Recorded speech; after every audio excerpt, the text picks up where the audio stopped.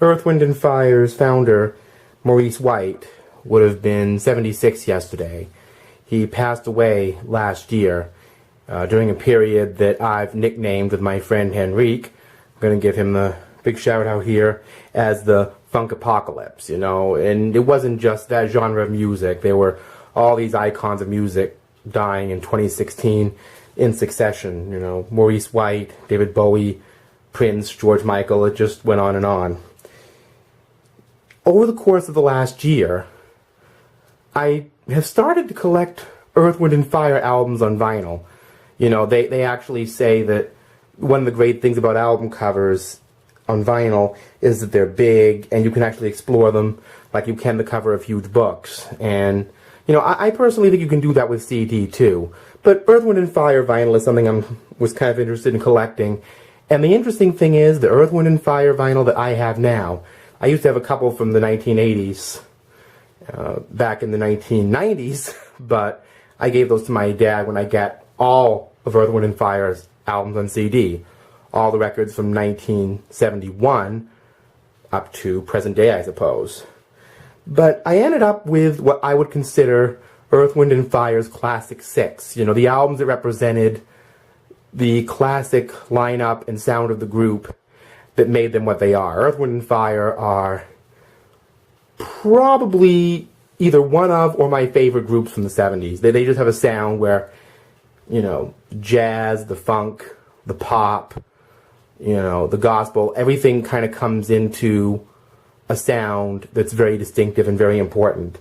And thanks to my friend Noah Natras, who actually sold me some of these albums, and my boyfriend Scott Edwards, who actually gave me a couple doubles from his collection, I now have these Classic Six vinyl. And they go from 1974 through 1979. And these are all studio albums. They have a greatest hits album from 1978, which is an amazing addition to their catalog. It has the song September, their version of Gotta Get You Into My Life from Sgt. Pepper's Lonely Hearts Club Band, and a great song called Love Music, which were for the sessions for another album that I'll talk about in a minute. I just got that on CD because it had a mega mix, but I don't per se need that on vinyl. So we're going to start out with this album, Open Our Eyes. I first actually got this album on cassette tape. I got a lot of these albums on cassette tape back in the day. Now, as you can see on the cover, this represents the Earth, Wind and Fire that most people know. What happened is that Charles Stepney, who had been involved with Maurice White back in his days with the Ramsey Lewis Trio, really stepped in and became the producer of their music at this particular point.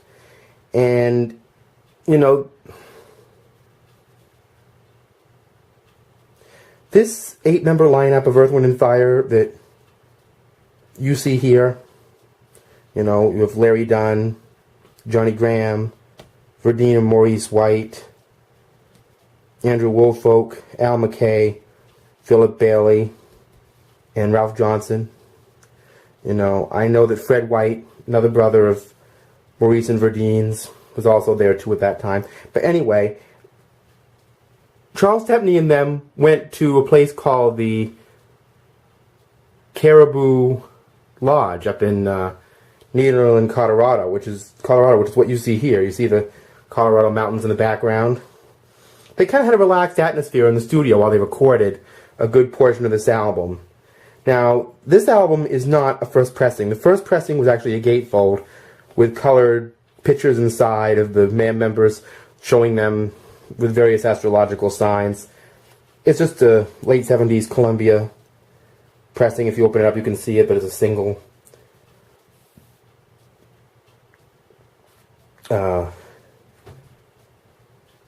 album. Now, sorry, Fred White was not part of this lineup. My mistake. But before this, Earth, Wind and Fire were still kind of, as Maurice White said, an experimental band. They had Jessica Cleaves on board, and she was... Earth, Wind and Fire initially always had a female singer. But when they brought Philip Bailey in, they figured they already had somebody with a high falsetto range that was very strong, so they didn't need a female singer necessarily. And, you know, other, you know, idiosyncrasies of gender, obviously. But this album had a hit called Mighty Mighty, which is one of Earth, Wind & Fire's funk classics. And a song called Devotion, which I think was a big hit too, but it's become sampled by hip-hop, obviously, and it was a bit of a standard for the band in terms of their live concerts, and it really began to bring together that Earth, Wind & Fire sound that a lot of people know. Overall, this album had a somewhat more experimental tone to it, like their earlier albums. And when I say experimental, they weren't concentrating on making their songs very poppy. A lot of these songs were still kind of instrumental-oriented songs.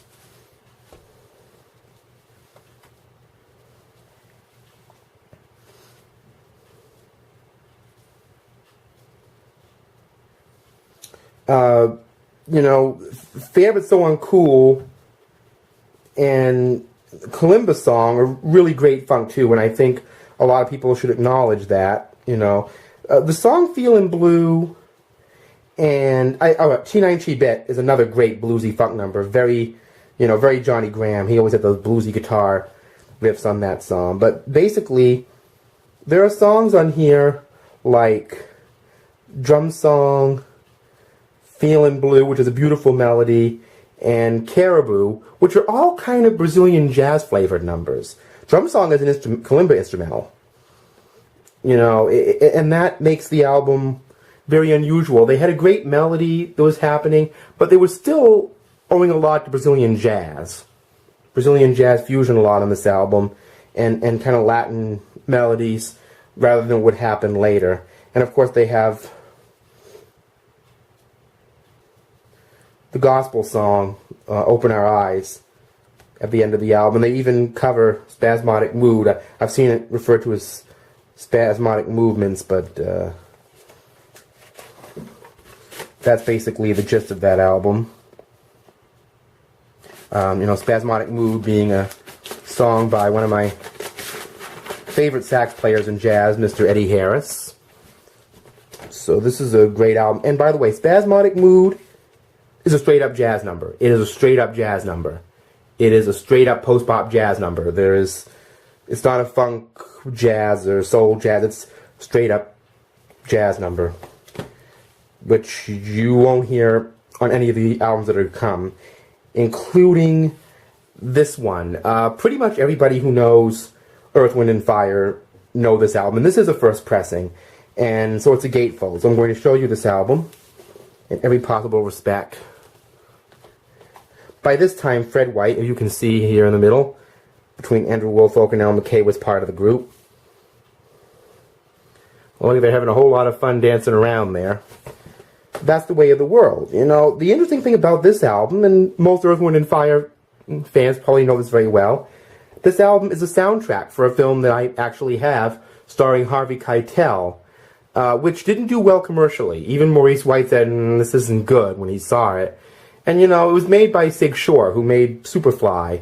But it's a really telling story about how black artists get treated in the music industry and the corruption involved. But I could see it sinking into dead weight because its subject matter was a little too real, I suppose. And the movie wasn't a big high-budget fiasco. And Earth, Wind & Fire didn't have a huge part to play in it, to be honest, except musically. Here's an iconic picture. You've probably seen this in different places online of the band at that point. I don't think there's much to say about this album, except one interesting fact. Obviously, it has Shining Star, you know, which is basically their iconic funk thing. That's the Way of the World, which is one of their iconic mid-tempo pop thing, and then Reasons. And, you know, these songs started a pattern of Earth, Wind & Fire sound being very, very, you know, orchestrated with a lot of strings. And, you know, a little more of a poppy production in a lot of ways than anything on the album that I just talked about, you know. And this came out in 1975. And it was one of their first multi-platinum records. I think it was their first multi-platinum record. And all of a sudden, they were all over the pop charts. And they had officially crossed over with this album. But crossed over with a lot of funk. And the interesting thing about it is, this album is still kind of a little experimental for them. They have a song on here called Africano, which is a pure Afro-Latin, horn-based instrumental that might have been on an earlier album they did, like the song Power from their 1972 album Last Days in Time. They also have some great album cuts on here, like Happy Feeling, which again has that same kind of, you know, Latin, Afro-Latin feel to it. Same goes with See the Light. They still get that Afro-Latin, Afro-Cuban feel, very heavy on this album. But, you know, the hits off this just broke through. And, you know, this album has a little bit of the old and a little bit of the new. A lot of people have said this album has everything you need from Earth, Wind & Fire, and I can't disagree from that. It's the beginning of a new period, but sort of the end of an older one, too. So it works on at least 2 levels. Must-have record, vinyl, cassette. Have it on all 3 if you have the room for it. You know, it's just a great album to have in whatever to hear. But, you know, get it on vinyl because you hear that uncompressed sound, and there's a whole lot of sound. You know, the Earth, Wind & Fire had great musical dynamics. You know, they would start soft and then spin off into something harder, and vice versa. You know, they were known for that. The next album was one of those live albums with studio tracks, but I mean, this is really an amazing album. I've had this on CD twice, and it's worth having on vinyl because it's a double album. And here's their show from that time. I wonder if they have it on DVD because, you know, you obviously see, you know, the drums spinning, and Maurice White, I mean, Verdine White was floating sideways on his bass on this album. There's the Earth, Wind & Fire symbol on the back. There's some information about who the band were at that time. This really gives you a chance to hear Earth, Wind & Fire live at their prime. They also do a version of Sun Goddess, which was a song they did with Ramsey Lewis, of course, on this album. This is Earth, Wind & Fire's version of it, of course. And basically, it is on his album, too, but Ramsey Lewis plays his solos on it. Some tracks actually have a different power and a different, you know, dynamic range to them live. For example, the live version of Reasons is very famous. You know, Philip Bailey's vocal improv goes on and on into your subconscious on this live version. So this live version is very, very well known for Reasons. Now, honestly, a track I like better on this than I do on the That's the Way of the World album is Yearnin' and Learnin'. On Yearnin' and Learnin', on That's the Way of the World, it's roughly the same tempo as Shining Star. But on this album, it's a faster tempo song. It has a little more punch to it. And, of course, this also has studio tracks. One of my favorites is on here, in Can't Hide Love. I just love the melodic and the tempo changes in that song. It's just absolutely amazing. You know, it literally takes you to another place. And, you know, then you have Sing a Song, which is one of the most joyous pieces of music you could ever hear. You know, it's kind of could work in the context of the song September, too. You know, it has that similar vibe to it. Again, there's some kind of Brazilian jazz stuff, like Celebrate, which is a song I love from on here. And another song I really love on here that's in that same vein is Sunshine, which is a real triumph for Philip Bailey. So, you know, the studio tracks and the live tracks in this event, it's just a fantastic album from their prime period. They faced a little bit of a loss with this album. I've shown you this before, but Charles Stepney died, and they had to kind of do a lot of this album without him. Maurice White described this album as not an easy one for them to do, but, you know, they had Get Away from this album. Their funk had reached its peak. Now, with this album, the kind of Latin, jazz, funk attitude was sort of coalescing. It wasn't as singular as it was on the previous albums that I talked about. The Earth, Wind & Fire were evolving into a more uniform sound. But what a uniform sound. I mean, you start out with Get Away. The tracks on this are very much out of order. Then you have On Your Face, which even MC Hammer covered, and which is a great funk track too. And then you have Imagination, which is one of their great Can't Hide Love style songs. And after that you have the title cut, Spirit, which is one of their great ballads. The second side begins with Saturday Night, great Shining Star style cut. And then you have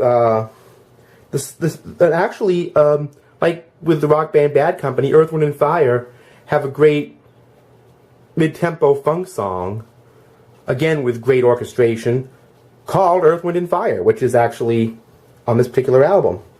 One of my favorites, actually. You know, people would ask me, what's one of your favorite Earth, Wind and Fire songs? Earth, Wind and Fire. You should listen to it. You know, I don't think a lot of people realize how great a song that is. And I think it's called B.O.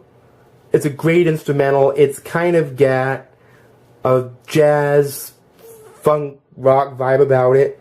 And the song Burning Bush, which is another kind of gospel closer. So, you know, this album, you know, it's really a good closer to the Stepney era, you know, and their sound had finally coalesced. The next album, which I already talked about, had its 40th anniversary this year, went through a lot of changes. You can see the kind of cinematic-looking Earth, Wind and Fire logo they started with on Open Our Eyes, and the beginning of their classic era has changed to very regal-looking gold Roman font, and the Egyptian imagery that you started to see on Spirit is really starting to come together, you know, with the tombs and the pharaohs. This is all in all. It starts out with the slow Brazilian funk Serpentine Fire, and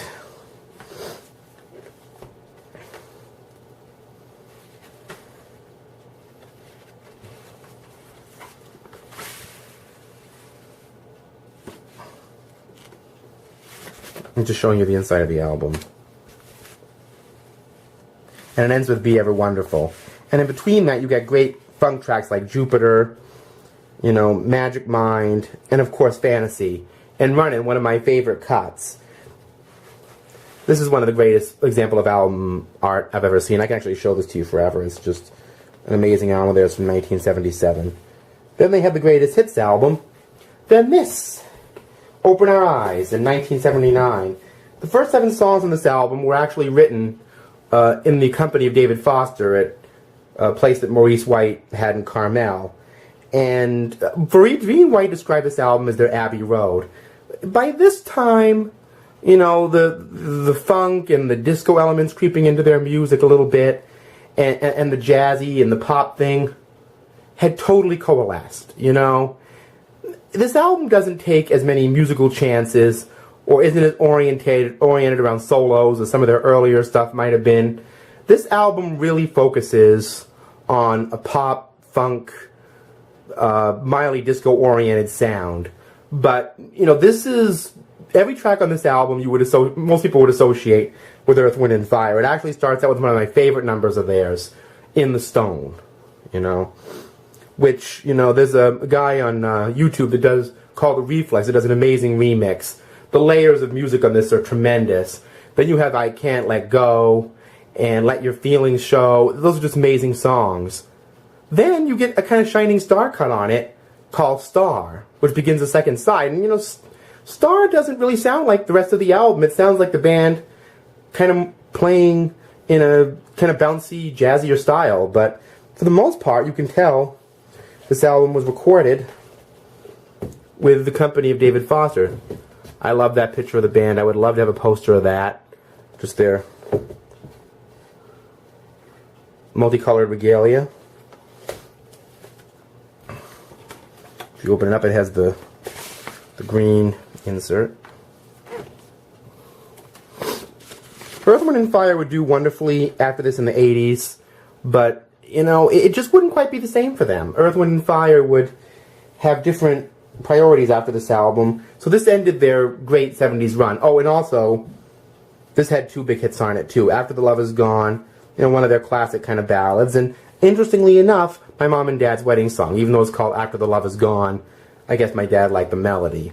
And then there was a song called Boogie Wonderland, which is just basically almost a polka disco song, but, you know, the bass line is fantastic. You know, Verdine really had a great way with bass runs, as my friend Henrique talked about. So, in tribute to the late Maurice White, and tribute to the surviving members of this band, here's the 6 classic albums I have by Earth, Wind & Fire. Now, to be honest, just me, if you want to get into Earth, Wind & Fire outside the greatest hits collections and hear their albums, you can't go wrong with any of these, you know. You hear different sides of the band, the quality is top-notch on everything, and there's no way to disappoint. I didn't find anything disappointing on any of these albums, if that's what you're looking for, you know. Obviously, there are entry points, but these are all just really classic albums that come together in the true definition of classic. It's like the Beatles, you know, or the Jacksons, you know, they just had a run. And this represents the height of Earth, Wind & Fire's run from the mid to late 70s. So, you know, my tribute to Maurice White, his family, his band members, all people who've worked with him over the years, and big shout out to all you Earth, Wind & Fire fans out there. Happy holidays. Enjoy your music. Peace.